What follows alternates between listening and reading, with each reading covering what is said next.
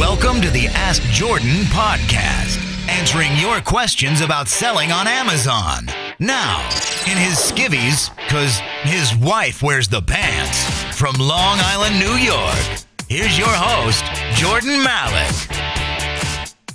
Hey there, Amazon sellers. I'm the host of the Ask Jordan podcast. My name is Jordan Malik. Thank you so much for making part of your day. This is our 60th episode. 60th episode since March 2014. We've had over 100,000 downloads of all our episodes collectively. That's thanks to you, the listener. If it wasn't for you, the show would not exist. And right now, when I'm recording this is early December. So you are, I'm sure, if you're an Amazon seller, you're in the throes of a busy, hectic holiday season.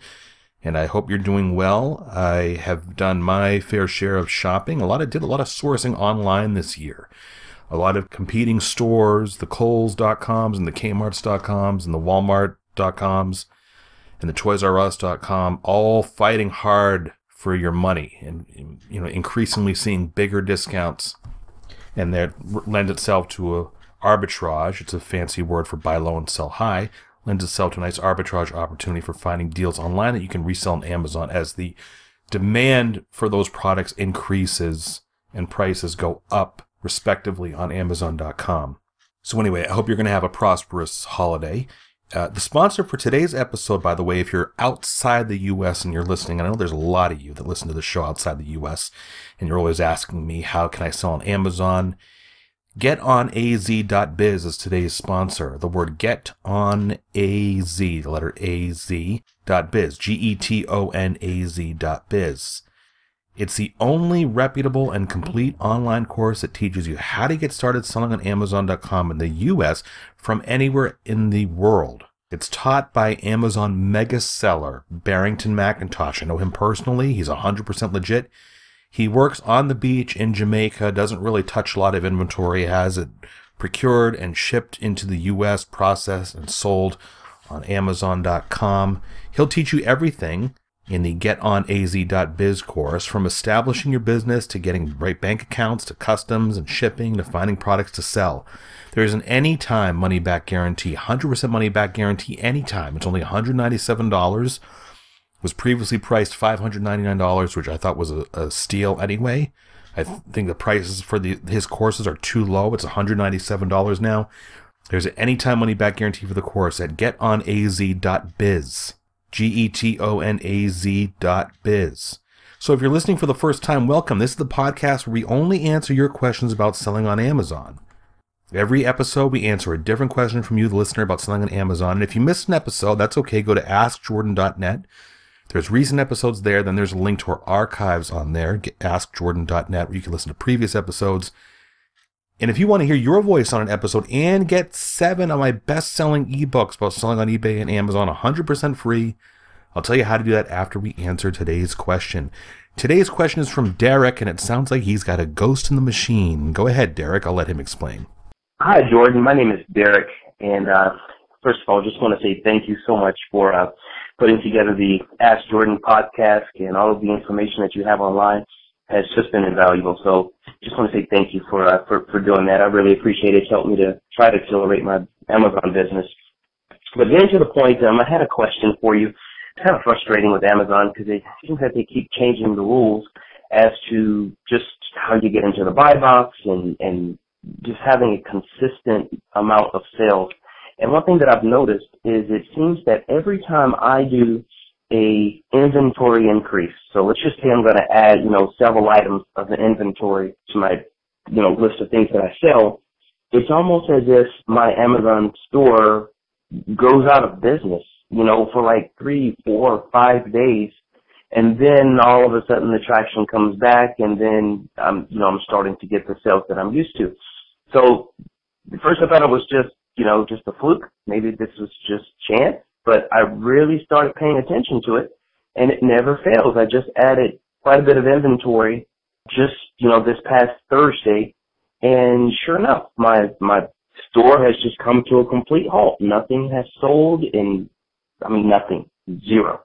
And I'm just anxious to see what's going to happen, because as I've continued to look at it and monitor it, it stops for about 5 or 6 days, then it starts back up again, and then the sales come back rolling in. So is there something going on the back end that causes this, that Amazon's just, halting your store to try to upload your inventory? I mean, I don't know what's going on. I'm not a techie guy.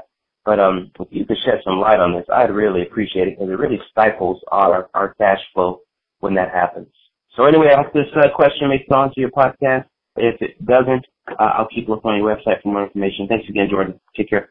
Okay, Derek, highly unlikely there's something funny going on there, and I'm going to explain why in a minute. First, for the people who are wondering, what's Derek talking about, the buy box? Okay, so if you go to buy let's just say I'm looking at a Blue microphone right here. It's a company called Blue. They make microphones for podcasts. If you go to buy a Blue microphone on Amazon, you're presented with the product on the screen, and you can select the Buy It Now button or whatever, the Buy Now, the yellow button to buy the item on Amazon.